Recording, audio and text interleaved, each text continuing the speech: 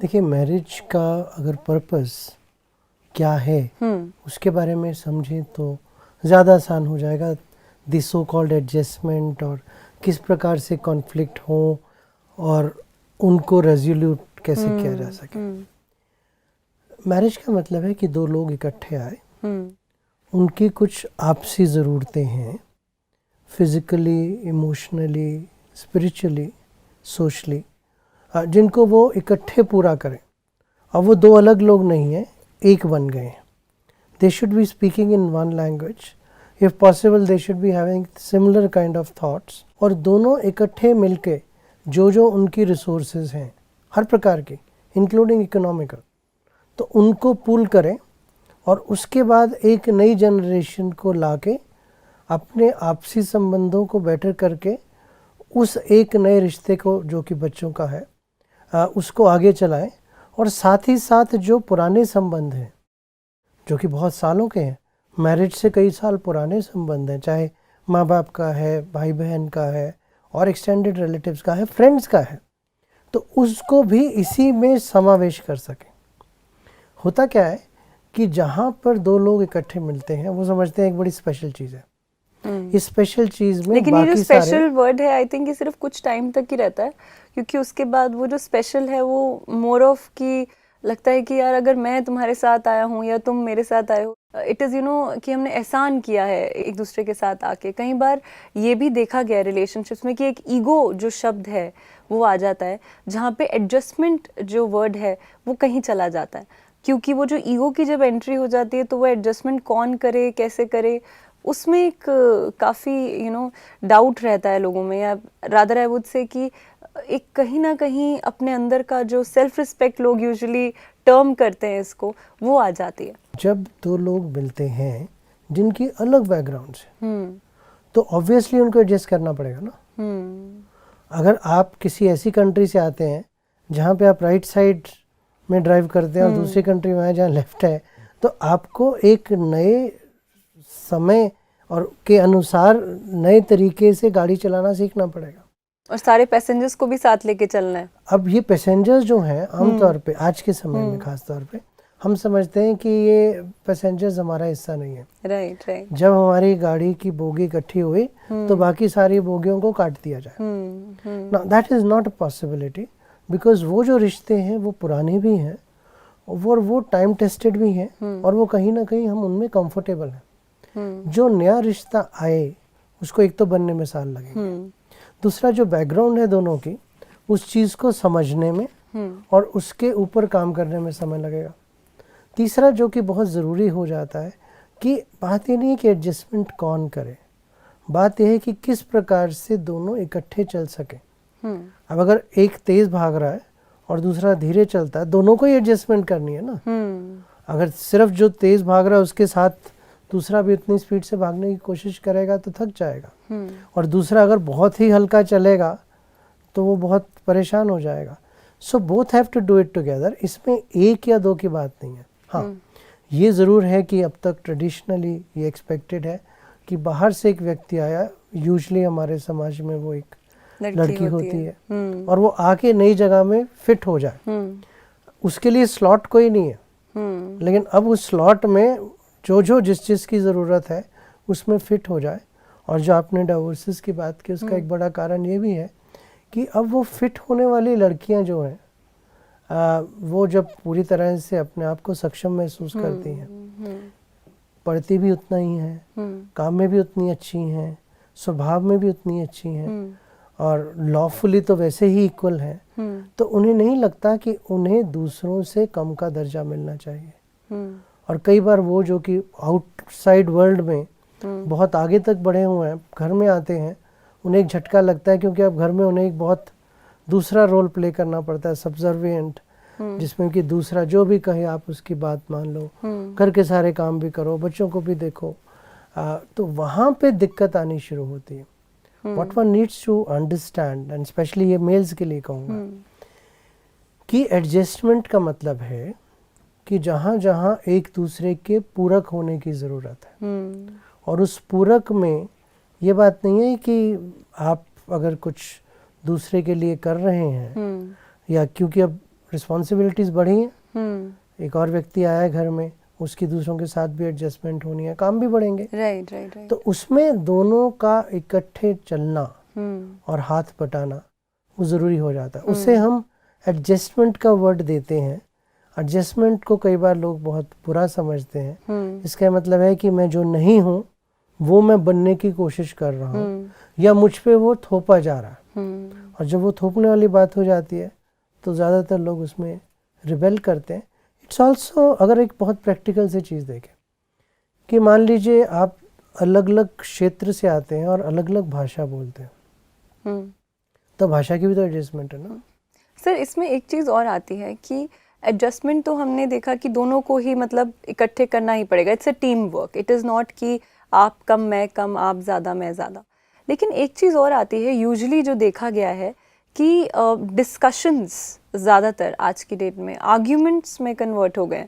तो अगर कहीं से अगर हस्बैंड ने बोला आज मुझे तुमसे बात करनी है, या आज हमें इस पे डिस्कशन करनी है, या जो वाइफ है वो बोलती है कि आज तुम घर आओ ज़रा, मुझे इस पे डिस्कशन करनी है, तो वो जो डिस्कशन वर्ड है वो पहले से ही एक डिफेंस मैकेनिज्म का काम करने लग जाता है कि आज तो झगड़ा होने वाला है, आज तो कुछ लड़ाई होएगी, आज कलेश होगा। सो ये जो वर्ड्स हैं, कलेश, झगड़ा, लड़ाई, जो हम यूजुअली अपनी मुंडेन लाइफ में भी use these words, how do you think what is it that people should do to avoid these discussions turning into arguments?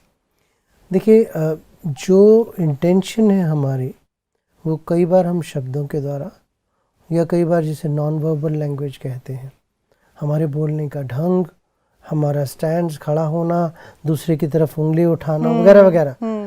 जैसे आपने कहा ना आज तुम घर आओ जरा, जरा, ये जो लाइन होती है तो वो पहले ही दूसरे को अलर्ट कर देती है कि आज कुछ हंगामा, आज कुछ होने वाला है। हाँ। तो वो व्यक्ति भी ये सोच के आता है कि अच्छा इस हंगामे में कौन जीतता है ये देखते हैं। जीत हार में बात बढ़नी शुरू हो जाती है। अगर ये बात हो कि अपने रिश्ते को बेटर करने के लिए कुछ चेंजेस करने की ज़रूरत है, मैं इसके बारे में सोच रहा हूँ या सोच रही हूँ, क्या हम मिलके डिसाइड कर सकते हैं कि क्या क्या चेंजेस लाने हैं? Now then it is a collaborative effort. You're inviting the point of view of the other person rather than imposing your point of view. And you're communicating कि मैं इस मुद्दे का solution एक अच्छे से माहौल में ढूंढना चाहती हूँ। तो वहाँ पे फिर कॉन्फ्लिक्ट के चांसेस कम हैं। पहली बात है।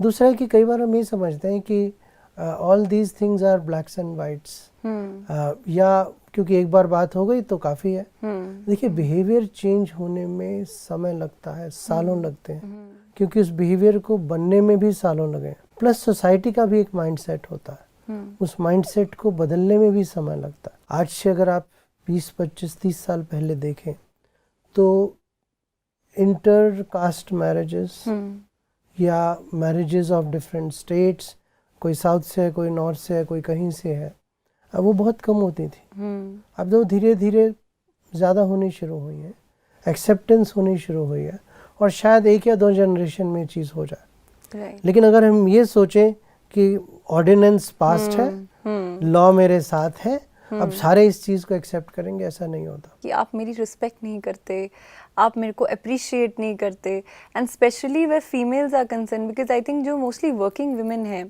So you know I don't know but mostly people say कि अब आपके लिए ना अगर जॉब कर रहे हैं करिए, लेकिन घर का काम करना तो बहुत ज़रूरी है, this is your duty, this is your birth right duty, so you have to do it.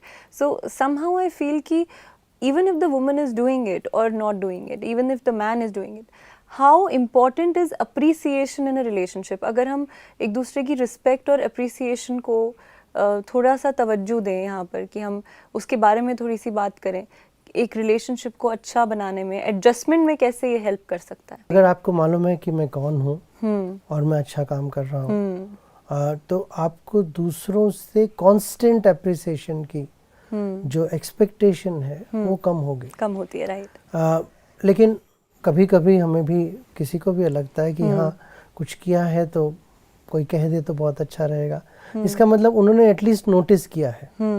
कई बार ऐसा लगता है कि वो नोटिस ही नहीं कर रहे, वो टेकन फॉर ग्रांटेड, राइट। जहाँ पे कि कष्ट होना ज़्यादातर शुरू होता, वहाँ पे ये भी समझने की ज़रूरत है कि दूसरे व्यक्ति की पर्सनैलिटी क्या, उसने शायद अपने घर में कभी भी इस चीज को होता ही नहीं देखा।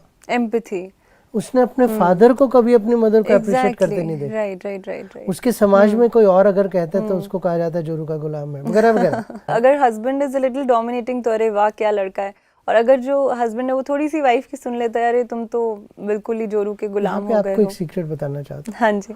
आपकी जो घर की जिंदगी है उसे बाहर वालों तक एडवर्टाइज ना कीजिए। बिल्कुल, एग्जैक्टली। एंड आई थिंक ये कहीं ना कहीं बहुत मेजर इशू है। In fact with in the family also, अगर हम हमारे जो सपोर्टिव रिलेशनशिप्स की बात करें, कई बार अगर हम वो जो निजी हमारे मसले हैं या इश्यूज हैं, अगर हम उनको डिस्कस करने लग जाते हैं, even with our parents, even for the girl side and for the male side, अगर हम डिस्कस करते हैं तो कहीं ना कहीं ये भी एक कंट्रीब्यूटिंग फैक्टर बनता है फॉर आवर इश्यूज। देखिए, पहला चीज़ जो बहुत इम्पोर्टेंट है कि हर मैरिज होने के बाद दोनों को ऐसा समझना चाहिए, परिवारों को ऐसा समझना चाहिए कि इट इज़ फॉर लाइफ।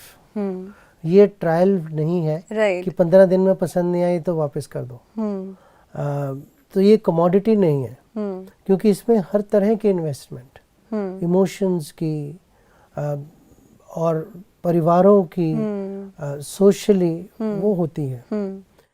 तो जब आप उस इन्वेस्टमेंट को करते हैं, उस इन्वेस्टमेंट को ग्रो करने में भी तो समय लगेगा ना। एग्जैक्टली। डबल तो एक ही दिन में नहीं होने वाली है। और क्योंकि अलग अलग रूप से हम अपनी पर्सनालिटी को व्यक्त करते रहे हैं, अब आज के बाद हमें किसी और व्यक्ति को, जिसको हम थोड़ा सा जानते हैं या बिल्कुल नहीं जानते कुछ केसेस में, वहाँ पे व्यक्त करने के लिए समय लगेगा।